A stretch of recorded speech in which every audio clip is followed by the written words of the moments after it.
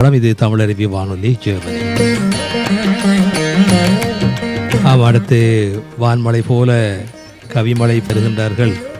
சங்கத்தமிழ் இலக்கிய பூங்காவில் இருந்து நெறியாள்கை செய்து இந்த நிகழ்ச்சியை சிறப்பாக வாரந்தோறும் நெறியாள்கை செய்கின்ற கவிமாமணி நீலகண்ட தமிழரையா அவர்களுக்கும் மீண்டும் ஒரு தடவை நன்றிகளை தெரிவித்துக் கொண்டு அடுத்து இடைகின்ற அன்புக்குரிய திருக்குறள் தொண்டர் கவிஞர் திருமதி சிவகாமி சண்முகசுந்தரம் அவர்கள் சென்னையிலிருந்து. வாருங்கள் சிவகாமி.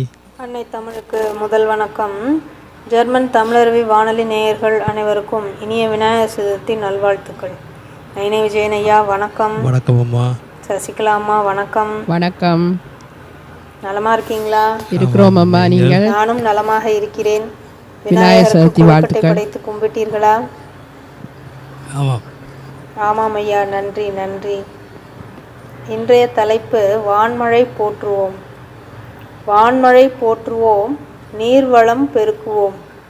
வான்மழை போற்றுவோம், நீர்வளம் பெருக்குவோம்.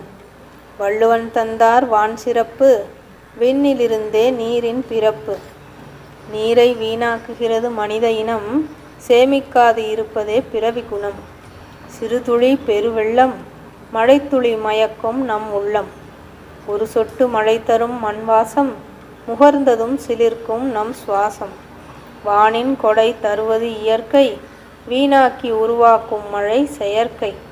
மழை தந்து குளிர்விப்பான் வருணன், இதம் தந்து காப்பான் அருணன். கால நேரம் மாறாமல் சுழன்ற இயற்கை, இன்று மனித வாழ்வால் மாறியது செயற்கை.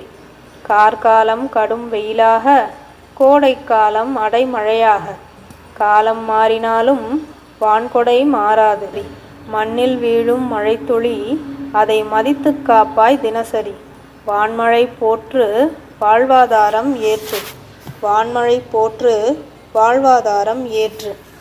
நன்றி. வாய்ப்பளித்த ஜெர்மன் தமிழருவி வானொலிக்கும் சங்கத்தமிழ் இலக்கிய பூங்காவின் ஒருங்கிணைப்பாளர் நீலகண்ட தமிழன் ஐயா அவர்களுக்கும் நன்றி கூறி விடைபெறுபவர் உங்கள் அன்பு சகோதரி சிவகாமி சண்முகசுந்தரம், சென்னை. வான்மழை போற்றுவோம், நீர்வளம் பெருக்குவோம். சிறுதுளி பெருவெள்ளம், வானின் கொடையாக இருக்கும் இந்த மழையை போற்றுவோம் என்று அருமையாக அந்த கவிதையை தந்திருந்தார் சிவகாமி சண்முகசுந்தரம். நன்றி அம்மா. உங்களுக்கும் விநாயகர் சதுர்த்தி வாழ்த்துக்கள்.